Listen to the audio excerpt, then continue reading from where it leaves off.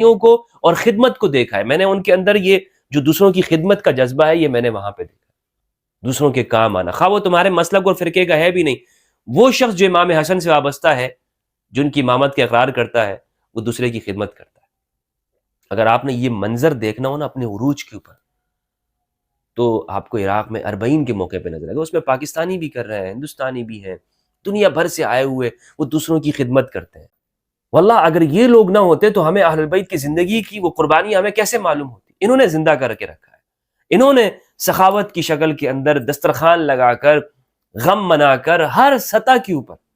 بسم اللہ والصلاة والسلام علی رسول اللہ وآلہ وعلا۔ السلام علیکم ورحمۃ اللہ وبرکاتہ۔ 22 جمادی الثانی کو دنیا بھر میں محبان اہل البیت علیہ السلام دسترخوان امام حسن کا انعقاد کرتے ہیں۔ اس دسترخوان میں مسافروں، مسکینوں، یتیموں، ناداروں، فقیروں کو کھانا کھلایا جاتا ہے۔ اہل البیت علیہ السلام کی سیرت کو زندہ کیا جاتا ہے۔ اہل البیت انسانیت کے لیے مثال ہے۔ تو تمام دنیا بھر کے لوگ جو اہل البیت سے محبت کرنے والے ہیں، وہ اپنے اپنے دسترخوان کو سجاتے ہیں، لوگوں کو بلاتے ہیں، انوائٹ کرتے ہیں، کھانا کھلاتے ہیں فراخ دلی کے ساتھ۔ اور میں نے اپنی آنکھوں سے دیکھا ہے عراق کے اندر کہ وہاں پر ایسی جگہ بنائی گئی ہیں جو امام حسن علیہ السلام کے نام سے منسوب ہیں، جہاں پر مسافروں کو ٹھہرایا جاتا ہے، ان کا مکمل خیال کیا جاتا ہے، ان کو کھانا کھلایا جاتا ہے، ان کو بستر دیا جاتا ہے، وہاں پر ان کو ٹھہرایا جاتا ہے، اقامت گاہیں بنائی گئی ہیں، اور جتنا دن وہاں پہ رہنا چاہیں وہ کھانا کھاتے ہیں، ان کے لیے لنگر کا اہتمام موجود ہوتا ہے۔ یہ عراق کے اندر میں نے دیکھا، یہاں پاکستان کے اندر بھی دسترخوان لگائے جاتے ہیں۔ اہل البیت علیہ السلام اسلام کی بنیاد ہیں، اسلام کا رکن ہے، دین کو اہل البیت علیہ السلام نے پھیلایا، اور جب بھی مشکل وقت آیا ہے اسلام کے اوپر تو اہل البیت سامنے آیا ہے۔ رسول اللہ صلی اللہ علیہ وآلہ وسلم کی سیرت کے مطالعے سے ہمیں یہ بات معلوم ہوتی ہے۔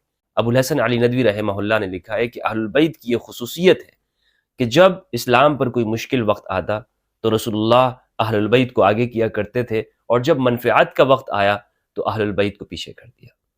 اہل البیت علیہ السلام، علی آپ جائیے، آگے بڑھیے، مقابلہ کیجیے، حمزہ آپ جائیے، اپنے افراد کو، جعفر طیار رضی اللہ عنہ السابقون الاولون میں سے مجاہد اسلام ہیں، اور حبشہ کے مسلمانوں کے لیڈر اور قائد ہیں۔ اہل البیت ہمیشہ قائد رہے ہیں، لیڈر رہے ہیں۔ تو جب مشکل کا وقت آیا رسول اللہ نے اپنے گھرانے کو آگے کیا، اور اسی لیے ہم دیکھتے ہیں کہ اہل البیت کی زندگی وہ مشقتوں میں گزر رہی ہے، اسلام کے لیے قربانیوں میں گزر رہی ہے، اسلام سے کبھی کچھ نہیں لیا ہے، اسی میں ان کی سخاوت ہے۔ ہم دیکھتے ہیں کہ اہل البیت کی زندگی وہ مشقتوں میں گزر رہی ہے، اسلام کے لیے قربانیوں میں گزر رہی ہے، اسلام سے کبھی کچھ نہیں لیا ہے، اسی میں ان کی سخاوت ہے۔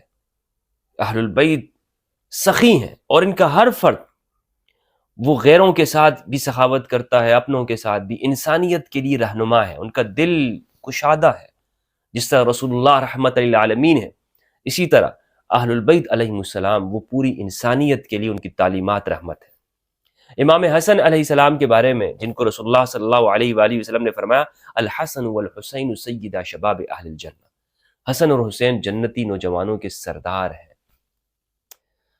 امام حسن کے بارے میں کچھ لوگ یہ سمجھتے ہیں کہ ان کا تذکرہ نہیں ہوتا، حالانکہ ایسی بات نہیں ہے۔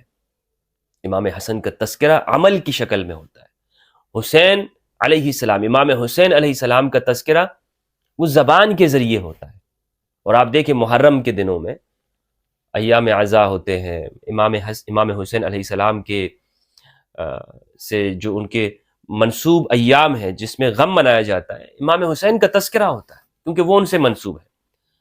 لیکن امام حسن کا ذکر وہ سال کے 12 مہینے اور دن کے 24 گھنٹے اور مہینے کے 30 دن امام حسن ہی ہوتا ہے، عمل کے ذریعے سے۔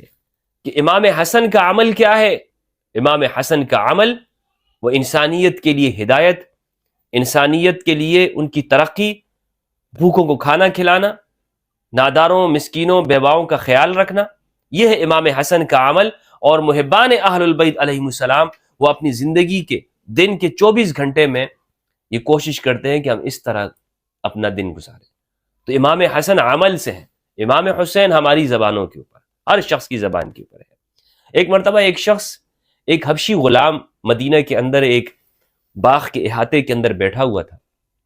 تاریخ ابن عساکر کے اندر یہ واقعہ لکھا ہوا ہے، اور ابو الحسن علی ندوی رحمہ اللہ نے المرتضیٰ کے اندر اس کو ذکر کیا۔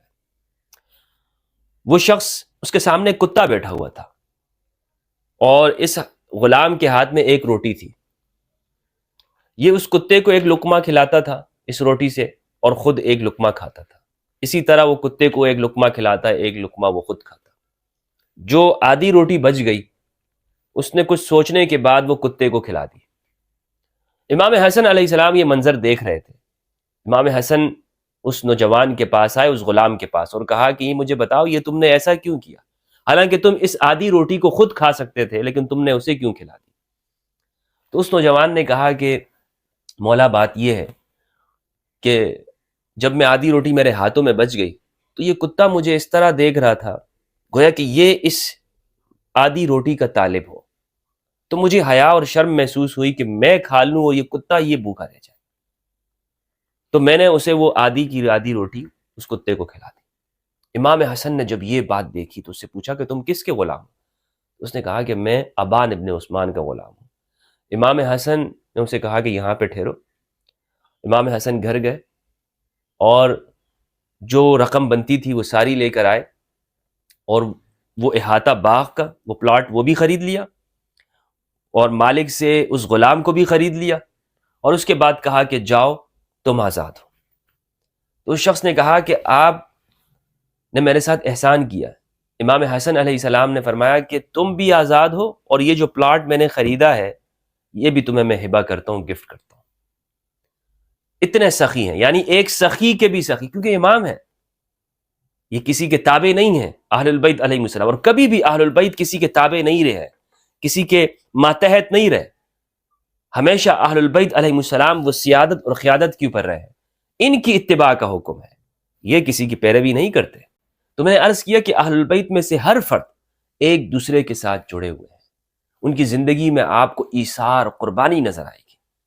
وَيُطْعِمُونَ الطَّعَامَ عَلَىٰ حُبِّهِ مِسْكِينًا وَيَتِيمًا وَأَسِيرًا، اور یہ کھلاتے ہیں اپنی پسند کے اوپر، مسکین کو، یتیم کو، قیدی کو کھلاتے ہیں۔ ضرورت خود کو ہوتی ہے، لیکن یہ اپنی ضرورت کو پیچھے رکھ کر اپنے اس مال کو، اپنی اس رزق کو دوسروں کو کھلا دیتے ہیں۔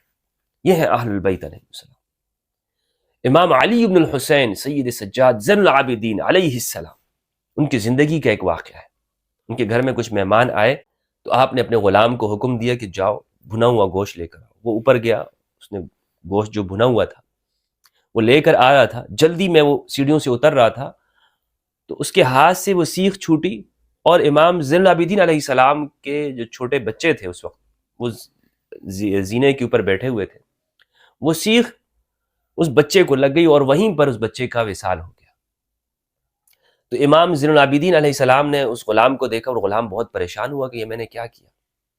تو امام زین العابدین نے کہا کہ پریشان ہونے کی ضرورت نہیں ہے، یہ تم نے جان بوجھ کے نہیں کیا ہے، جاؤ میں نے تمہیں آزاد کر دیا ہے۔ اور اسی میں آپ مصروف ہو گئے بچے کی تجہیز و تکفین میں۔ یہ اخلاق ہیں اہل البیت کے، یہ اخلاق کریمانہ ہے۔ کہتے ہیں کہ مدینہ کے اندر جو یتیم، مسکین، غریب اور نادار رہتے تھے، خواہ وہ مسیحی ہوں، خواہ وہ کرسچن ہوں، خواہ وہ یہودی، ان کا تعلق کسی بھی مذہب سے ہو، امام حسن علیہ السلام کے گھر سے ان کے لیے وظائف جاتے تھے۔ اور امام زین العابدین علیہ السلام کا جب وصال ہوا تو مدینہ کے یتیم، نادار، مسکین وہ بھوکے ہو گئے۔ انہیں پتا چلا کہ آج چونکہ امام زین العابدین کا وصال ہوا ہے، اس لیے ہمارے گھر میں آج کا کھانا نہیں آیا۔ پوری زندگی انہیں پتہ نہیں چلتا تھا کہ یہ کھانا ہمیں روز اس ٹائم پر 2 وقت میں ہمیں یہ کھانا جو آتا ہے کہاں سے آتا ہے، کس جگہ سے آتا ہے، انہیں پتہ ہی نہیں چلا۔ امام زین العابدین علیہ السلام کی جانب سے اتنا بڑا رفاعی ادارہ قائم تھا مدینہ کے اندر، پورے مدینہ میں امام زین العابدین علیہ السلام یہاں سے جاتا اور ان کو راشن پہنچ جایا کرتا تھا۔ انہیں تب پتہ چلا کہ جب سید سجاد کا وصال ہوا کہ بھائی آج تو ہمارا دسترخوان، آج ہم کھانا نہیں کھا سکیں گے، آج بچے دودھ نہیں پی سکیں گے، آج گھر میں ہانڈی نہیں پکے گی، گھر میں چولہا نہیں جلے گا۔ کیوں؟ اس لیے کہ زین العابدین امام سید سجاد کا وصال ہوا ہے علیہ السلام۔ کہا جاتا ہے کہ امام زین العابدین علیہ السلام کہ جب وصال کے بعد آپ کے بدن کو دیکھا گیا تو رسیوں کے نشان تھے، جو آپ رسیوں کے بورے، راشن کے بورے اپنی پیٹھ کے پیچھے لاتے تھے، پیٹھ پر لاتے تھے اور ناداروں کے گھر تک پہنچا دیا کرتے تھے۔ اس وجہ سے چونکہ اتنا بوجھ اٹھایا کرتے زندگی بھر کہ آپ کی کندھوں کے اوپر، آپ کی کمر مبارک پہ نشان بن گئے تھے، نشان بن گئے تھے۔ یہ زندگی ہے اہل البیت کی۔ تو اسی لیے، اور بہت کچھ ہے اہل البیت کی زندگی میں، اتنے واقعات ہیں، اتنے واقعات ہیں، میں آپ کو ایک طویل مضمون ہو جائے گا اس کے اوپر۔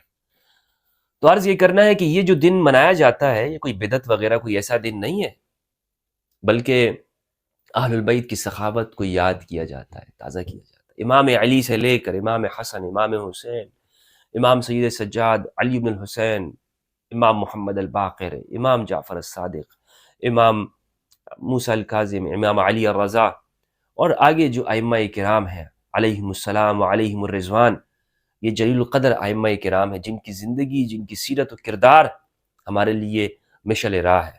تو اسی لیے لگاتے ہیں دسترخوان امام حسن علیہ السلام۔ اگر آپ نے نہیں دیکھا تو آپ جا کے دیکھیں۔ اور میں نے جو اہل البیت سے محبت کرنے والے لوگ ہیں ان کی قربانیوں کو اور خدمت کو دیکھا ہے، میں نے ان کے اندر یہ جو دوسروں کی خدمت کا جذبہ ہے یہ میں نے وہاں پہ دیکھا، دوسروں کے کام آنا، خواہ وہ تمہارے مسلک اور فرقے کا ہے بھی نہیں۔ وہ شخص جو امام حسن سے وابستہ ہے، جن کی امامت کا اقرار کرتا ہے، وہ دوسرے کی خدمت کرتا ہے۔ اگر آپ نے یہ منظر دیکھنا ہو نا اپنے عروج کے اوپر، تو آپ کو عراق میں اربعین کے موقع پہ نظر آئے گا، اس میں پاکستانی بھی کر رہے ہیں، ہندوستانی بھی ہیں، دنیا بھر سے آئے ہوئے وہ دوسروں کی خدمت کرتے ہیں۔ یہ کہاں سے ملا ہے ان کو یہ سبق، یہ درس کہاں سے ملا ہے؟ میں اپنے شیعہ بھائیوں کو دیکھ کر رشک کرتا ہوں کہ یہ ہمارے مسلمان ایسے کہ جو اہل البیت کی زندگی کو اپناتے ہیں، اور واللہ اگر یہ لوگ نہ ہوتے تو ہمیں اہل البیت کی زندگی کی وہ قربانی ہمیں کیسے معلوم ہوتی؟ انہوں نے زندہ کر کے رکھا ہے، انہوں نے سخاوت کی شکل کے اندر دسترخوان لگا کر، غم منا کر، ہر سطح کے اوپر آپ دیکھیں کہ ان کی جتنے بھی مجالس اور محافل ہوتی ہیں اس میں یہ لوگ یہی کام کرتے ہیں، دوسروں کو کھانا کھلا رہے، کیا کسی اور کو چھرا ڈالتے ہیں؟ کیا کسی اور کو نقصان پہنچا رہے ہوتے ہیں؟ نہیں، یہ کبھی کسی کو کھانا کھلا رہے ہیں، پانی پلا رہے ہیں، دوسروں کی خدمت کر رہے ہیں، پیر دبا رہے ہیں، یہی ہے، سارے رسم و رواج یہی ہیں، اسی کے اوپر ہے۔ تو یہ اسلام یہی ہے، دوسروں کی خدمت کرنا۔ اسی طرح اسلام آگے پھیلا ہے، اسلام نفرت کے ذریعے سے نہیں پھیلا، اور جس جگہ پر زبردستی تلوار کے زور سے پھیلا وہاں پہ پھر اس طرح جلدی گیا بھی ہے وہاں سے، جیسے اسپین میں وہاں پہ زبردستی امویوں نے اسلام پھیلایا تھا، اسی طرح جلدی نکل بھی گیا۔ لیکن جن جگہوں پر محبت سے پھیلا ہے وہاں پر آج بھی اسلام